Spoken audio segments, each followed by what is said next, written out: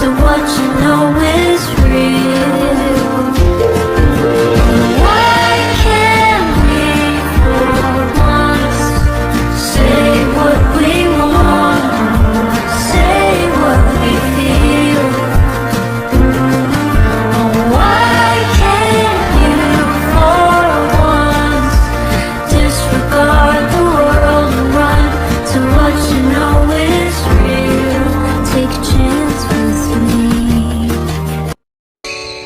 Assalamualaikum warahmatullahi wabarakatuh.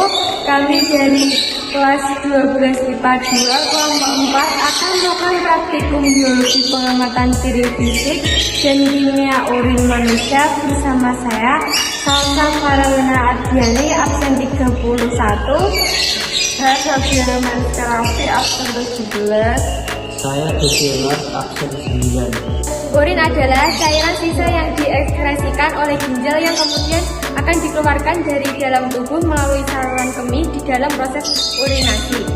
Ekskresi urin diperlukan untuk membuang molekul-molekul sisa dalam darah yang disaring oleh ginjal dan untuk menjaga homeostasis cairan tubuh. Namun, ada juga beberapa spesies yang menggunakan urin sebagai sarana komunikasi olfaktori. Urin disaring di dalam ginjal, dibawa melalui ureter menuju kandung kemih, akhirnya dibuang keluar tubuh melalui uretra. Warna air kencing bervariasi dari jernih hingga kuning tua. Perbedaan warna ini disebabkan oleh pigmen pewarna urin yang disebut urokrom dan urobilin. Selain itu, warna urin juga dipengaruhi oleh asupan cairan dan apa yang Anda konsumsi.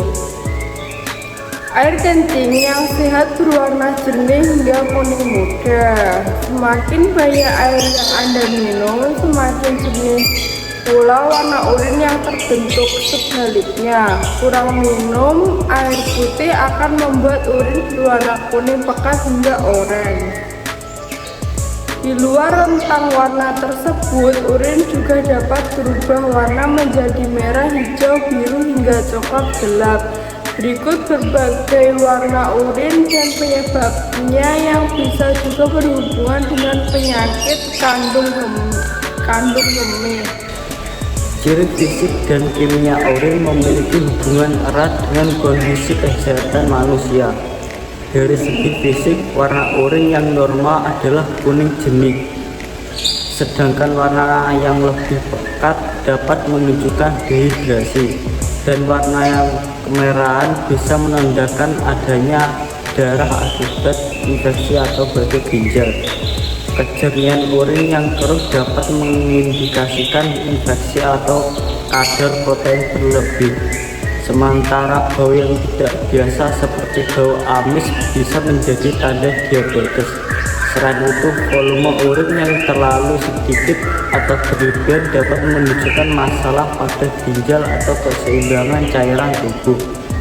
Dari aspek kimia, pH urin yang terlalu rendah atau tinggi biasa menandakan kondisi seperti diabetes, ketoaksidosis, atau infeksi saluran kemih. Kehadiran zat protein seperti protein, glukosa, keton, atau darah dalam urin juga dapat mengindikasikan penyakit serius seperti gangguan ginjal, diabetes, atau infeksi. Oleh karena itu, analisis urin menjadi metode penting dalam mendeteksi atau memantau kondisi kesehatan seseorang.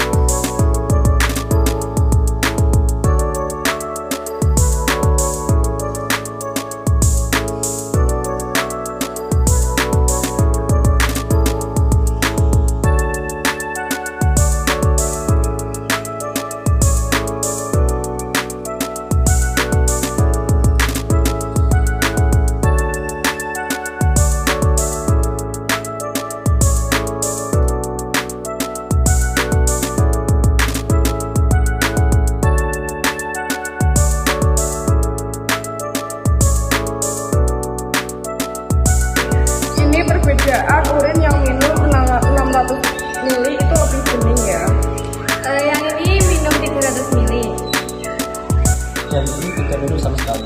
Nah, perbedaannya itu yang minum 600 ml itu lebih bening, kalau yang minum 300 ml itu agak kuning.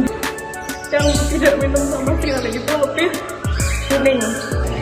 Manfaat tes urin glukosa dan protein dengan tes drip. 1. Deteksi dini penyakit seperti diabetes, gangguan ginjal, dan infeksi saluran kemih. 2. Pemantauan kesehatan mandiri secara cepat dan praktis. 3. Membantu diagnosis awal sebelum pemeriksaan lebih lanjut di laboratorium. 4. Cepat, mudah, dan ekonomis tanpa perlu perawatan khusus. Tujuan dari kegiatan ini adalah 1. Mengamati ciri fisik dan kimia urin manusia. 2. Menjelaskan perbandingan ciri fisik urin manusia berdasarkan banyaknya air yang diminum. 3. Menjelaskan hubungan antara ciri fisik dan ciri kimia urin manusia dengan kondisi kesehatan. Kesimpulan, tes urin glukosa dan protein menggunakan tes strip merupakan metode sederhana, cepat, dan praktis untuk mendeteksi adanya kadar glukosa dan protein dalam urin. Tes ini memiliki manfaat screening dini penyakit seperti diabetes dan gangguan ginjal, serta dapat digunakan untuk pemantauan kesehatan secara mandiri. Dengan hasil yang cepat dan mudah diinterpretasikan, tes ini membantu dalam deteksi awal masalah kesehatan sehingga tindakan medis yang tepat dapat segera dilakukan. Gangguan ginjal serta dapat dilakukan untuk pemantauan kesehatan secara mandiri. Dengan hasil yang cepat dan mudah diinterpretasikan, tes ini membantu dalam deteksi awal masalah kesehatan sehingga tindakan medis yang tepat dapat segera dilakukan. Namun, jika hasil menunjukkan kelainan, pemeriksaan lebih lanjut oleh tenaga medis tetap diperlukan untuk diagnosis yang lebih akurat. Sekian presentasi ujian praktikum biologi dari kelompok kami. Bila ada salah kata mohon dimaafkan. Wabillahi taufiq wal hidayah. Wassalamualaikum warahmatullahi wabarakatuh.